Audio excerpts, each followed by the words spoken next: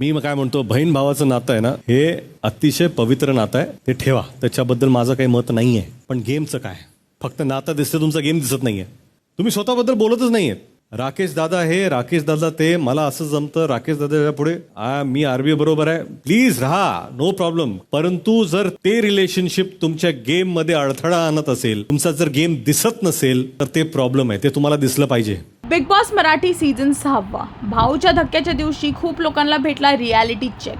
राकेशचा game समोर आणला रितेशने. दीपालीला राकेशने हर्ट केलं होतं नॉमिनेशन टास्कमध्ये आणि त्यांना नेहमी जस्टिफिकेशनसाठी एक टास्कची गरज लागते. राकेशला रितेश हे बोलतात की आम्ही जे पाहतोय, आम्ही जे बघितलं तेच तुम्हाला सांगतोय. तुम्ही दीपालीचा मुद्दा त्यांच्याशी बोलण्याआधी सर्वांशी बोललात, सर्वांचं ओपिनियन घेतलं.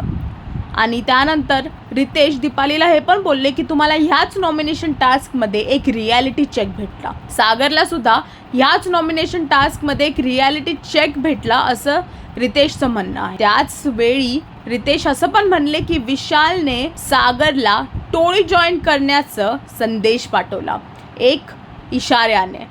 आता बघायचं आहे की सागर खरंच विशालच्या टोळीमध्ये आहे का स्वतःचा गेम खेळतायत. हे जाणून घेण्यासाठी टेलीचक्कर रिजनल्सला सबस्क्राईब करा.